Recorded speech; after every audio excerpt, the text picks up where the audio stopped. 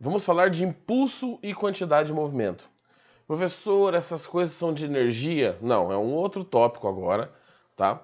E a principal diferença entre impulso, quantidade de movimento e as energias de trabalho é que impulso e quantidade de movimento são grandezas são grandezas vetoriais, tá? Vetoriais. Então a gente vai voltar aqui para falar um pouquinho dos vetores. Ah, professor, vai ter muita coisa? Não, não vai ser tanta coisa assim, tá? Mas são grandezas que você tem características vetoriais. Professor, quais são as características vetoriais? Módulo, direção e sentido, tá? E mais uma unidade, porque é uma grandeza física. E é o seguinte, por que a gente vai estudar quantidade de movimento e impulso? Porque do mesmo jeito que para alguns casos a energia resolvia o sistema, resolvia um problema que a gente tinha de maneira muito fácil, o impulso e a quantidade de movimento, principalmente a quantidade de movimento, ela vai trabalhar, ela vai simplificar alguns problemas para a gente. Principalmente o que é a meta desse estudo, que são as colisões. Então lá no final, a gente vai falar das colisões, de objetos batendo um no outro e transferindo também energia, mas transferindo essas propriedades aqui. Bom, o que é cada uma dessas? Vou começar pela quantidade de movimento. Então, quantidade de movimento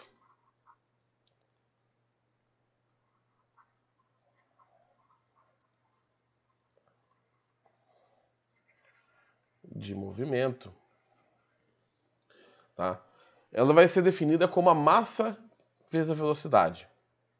Então já pipoca a fórmula aqui na cara de vocês. Quantidade de movimento é massa vezes velocidade. Velocidade é uma grandeza vetorial e a quantidade de movimento também é uma grandeza vetorial. A quantidade de movimento ela pode ser chamada também de momento linear. Então, se vocês encontrarem escrito momento linear, é a mesma coisa. Ou também momentum. Momentum, tá? Que é em latim. Então, qualquer uma dessas possibilidades está se referindo à mesma coisa. Na equaçãozinha, vamos fazer a legenda primeiro, aí eu explico ela. O Q é a quantidade de movimento, o M é a massa e o V é a velocidade. Essa propriedade, essa quantidade de movimento é algo que se conserva nos sistemas. Assim como a energia se conservava, a energia mecânica, né? Que a gente estava analisando os sistemas mecânicos. A quantidade de movimento também se conserva. Então ela é interessante para a gente ter aquela noção de antes e depois. Antes eu tinha tal coisa, depois eu tinha outra, e por isso deu tal resultado, ou a situação era tal ali no nosso fenômeno. Então é algo que se conserva, e como ela é uma grandeza vetorial, ela tem uma direção e um sentido. A quantidade de movimento ela tem sempre o mesmo sentido da velocidade. Então se eu tenho aqui, por exemplo, uma superfície, tem uma esfera aqui. Aqui.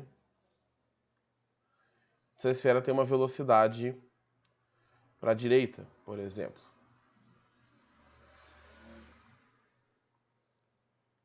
Então eu tenho uma velocidade para cá.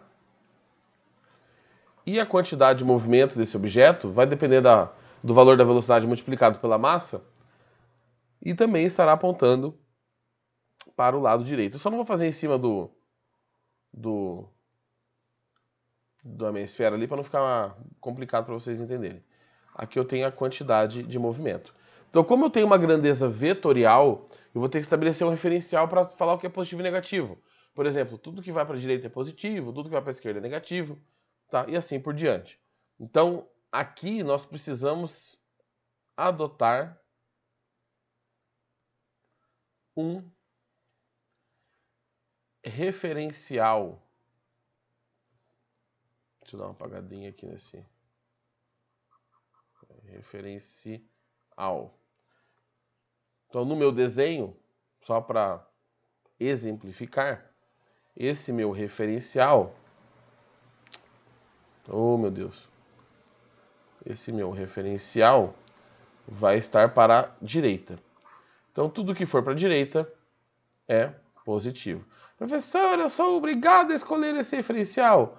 Não, jovem, não é obrigado. Você pode escolher para a esquerda. Não tem problema nenhum, tá?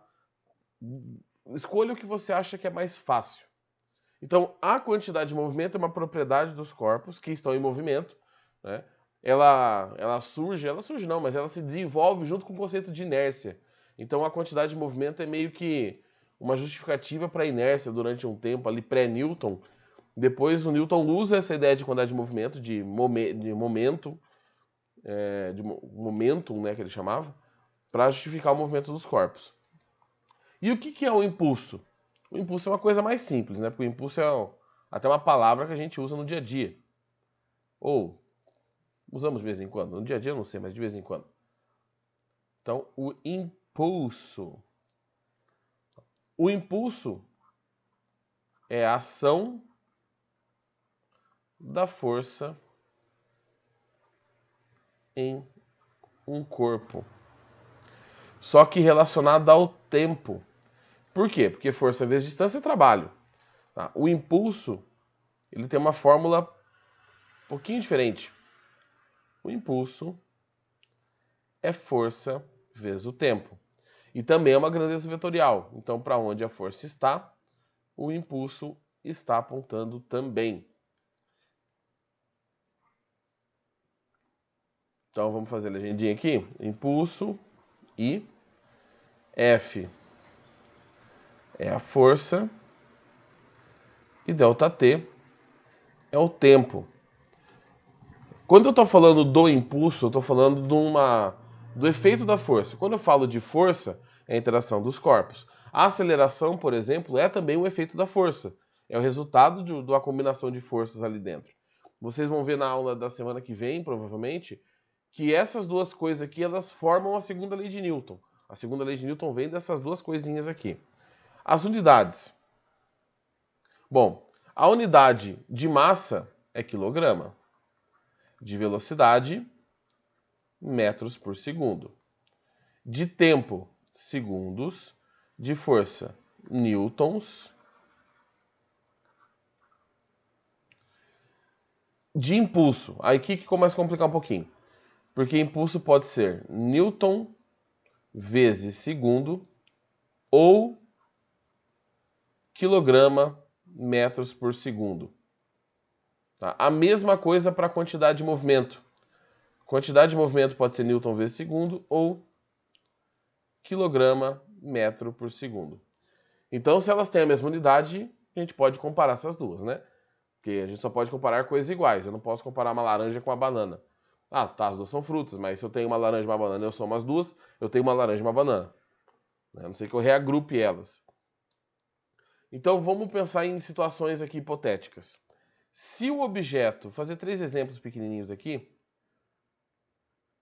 para vocês sacarem o que eu estou falando. Aqui e aqui. Deixa eu fazer o chãozinho.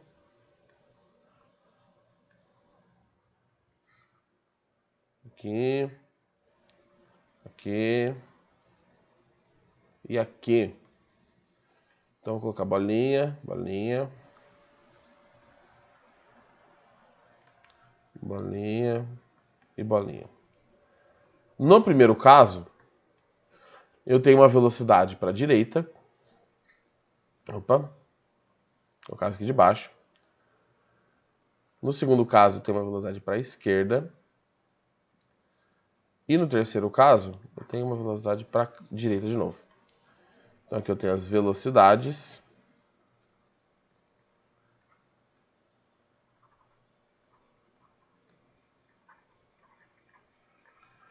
E eu vou aplicar uma força em cada um desses casos aqui também. No primeiro caso, a força vai estar ajudando aqui o movimento. No segundo para cá. E no segundo para cá. Então tem uma força aqui ajudando o movimento. Aqui eu tenho uma força para cá e aqui eu tenho uma força para cá, tá? Bom, vamos analisar esses 3 casos aqui. Não vou pensar em número por enquanto, que os exercícios a gente faz continha. Nesses 3 casos que eu desenhei, eu tenho um corpo se movimentando e eu quero primeiro saber para onde está a quantidade de movimento.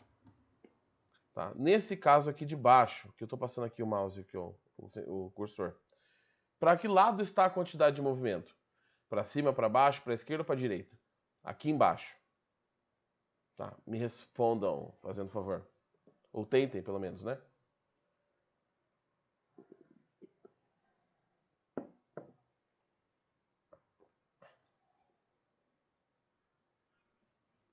Vamos, gente, acorda. Vamos.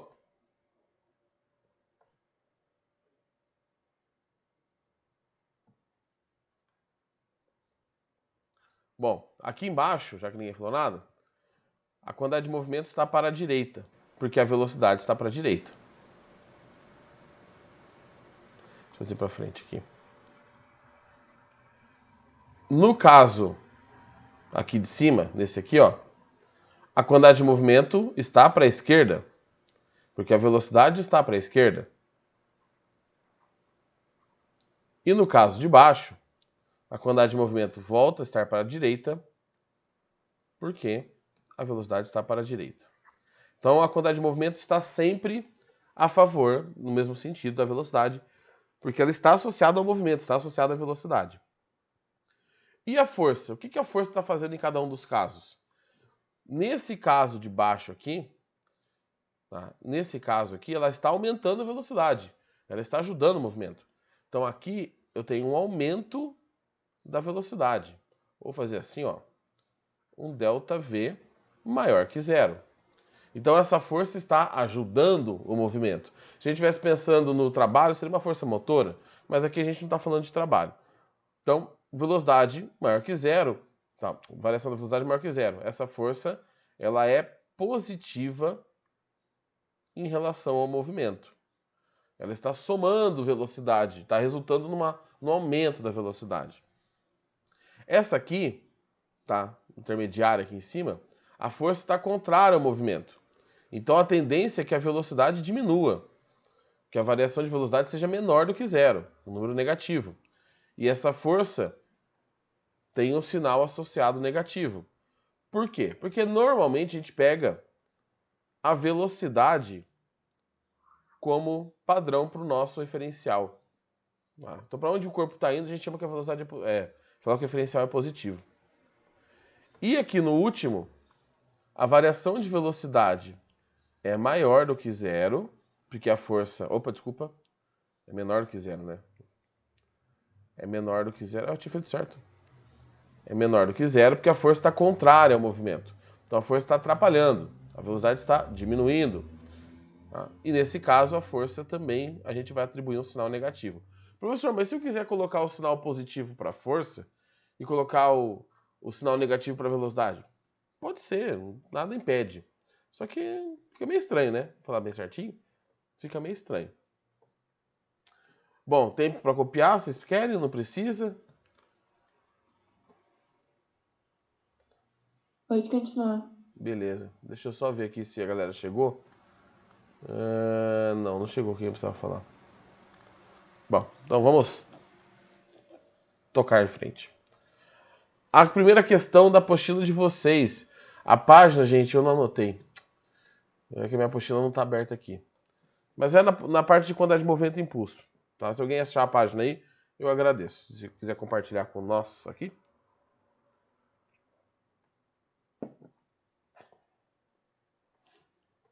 Ele fala assim, ele fala assim: considere 2 carros idênticos, de mesma massa, que estão com velocidade 100 km por hora.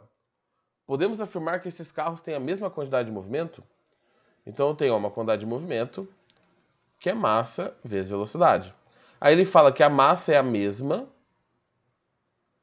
e a velocidade é a mesma. Então eu posso afirmar que a quantidade de movimento desses corpos é a mesma? Mas fala, pô, professor, essa pergunta aí é... né? Qualquer um responde. Claro que é a mesma. Então, eu não posso afirmar que é a mesma. Por que eu não posso afirmar que é a mesma?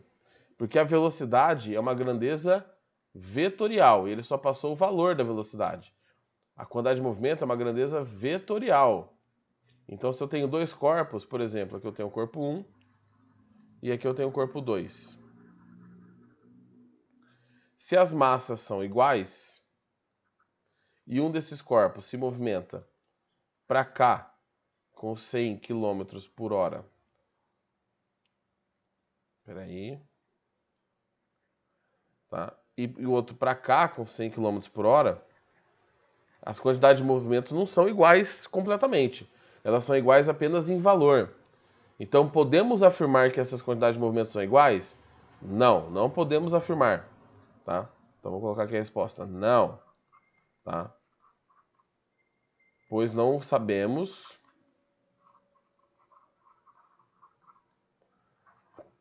a direção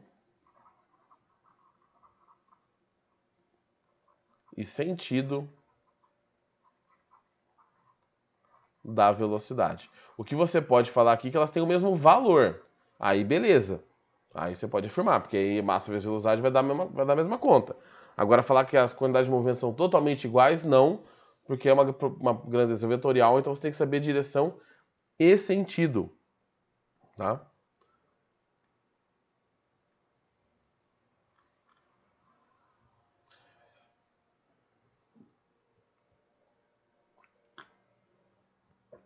Próximo exercício. Um paraquedista cai com velocidade constante.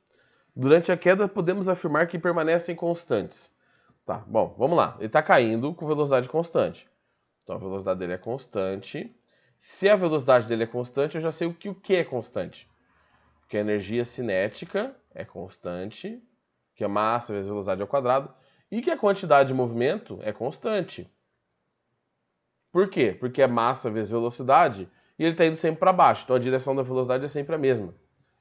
O que está mudando? Eu estou tendo uma variação de altura. Então, se eu tenho uma variação de altura, isso implica que existe uma variação de energia potencial gravitacional, tá? Da galinha gêmea. Então, as alternativas. Permanecem constantes sua potencial gravitacional e cinética?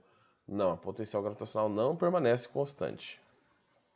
Sua energia potencial gravitacional? Não. Ele está caindo, né? Ele cai. Sua energia mecânica e sua aceleração?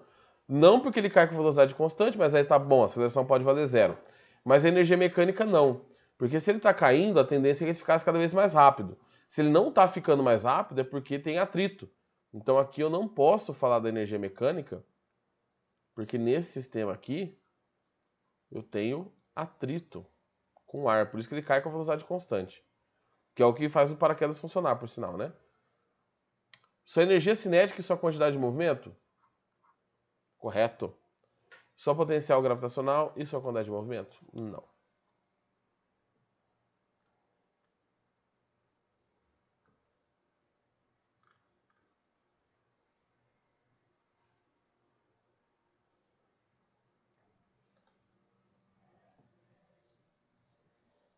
Vamos para o próximo. Jovens, vocês podem colocar o nome na chamadinha aí já, viu? Tá liberado. Uma motocicleta de massa 200 kg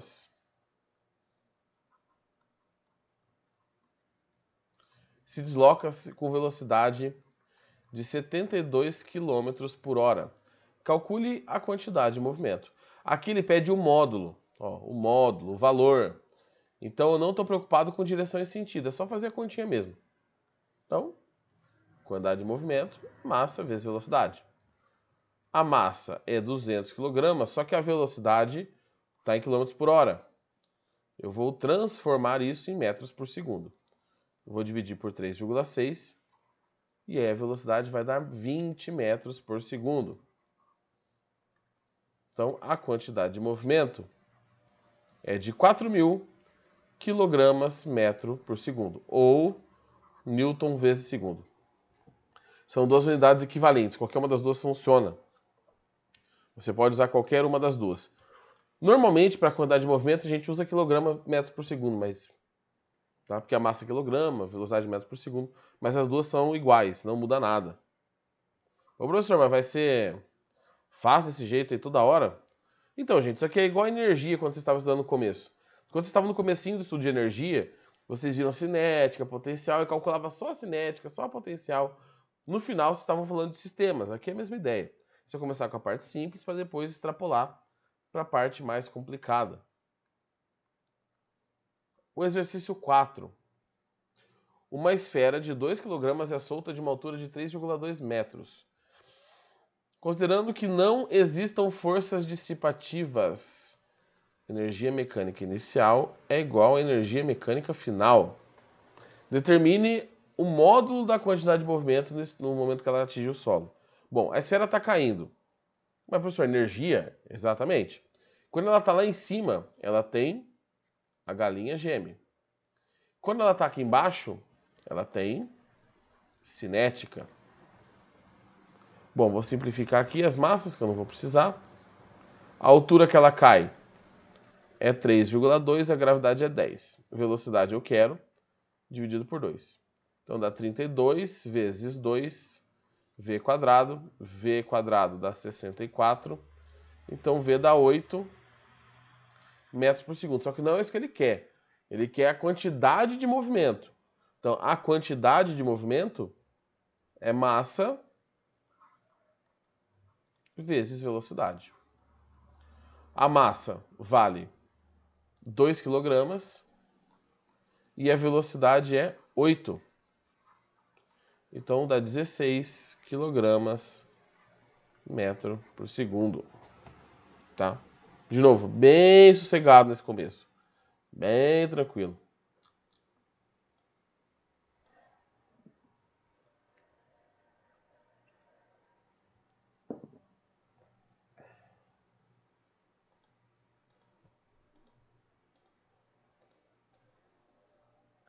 Eu vou puxar um lá da frente para fazer aqui, que é um de impulso. Vou deixar um feito de impulso aqui para saideira. Último exercício. Um ponto material está sujeito a uma ação de uma força de 40 newtons. Aqui já está um pouco para frente na apostila, tá? Vocês vão ter que passar umas 3 páginas aí para chegar na parte do impulso. A força vale 40 newtons. O tempo de ação dessa força é de 5 segundos. Qual o módulo do impulso aplicado? Ô, louco, hein? Mas até eu. Impulso é força vezes o tempo. O impulso eu quero, a força é 40 e o tempo é 5. Então, 40 vezes 5, 200 newtons vezes segundos. Então, esse é o valor do impulso aplicado para esse caso. Acho que dá para fazer mais um, tem. Vou fazer mais um aqui, bem simplesinho também, igual esse aí. Aí sim é a saideira. Nosso último exercício.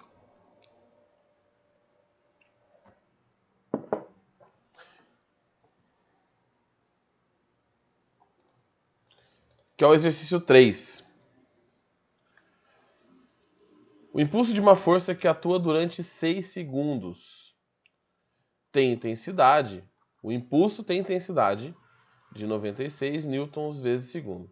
Qual o valor dessa força? Então assim, gente, quando você calcular só o impulso, só a quantidade de movimento, dá para ensinar lá no quinto ano isso aqui. Vou falar bem real, lá no quinto, sexto ano já podia fazer essas continhas.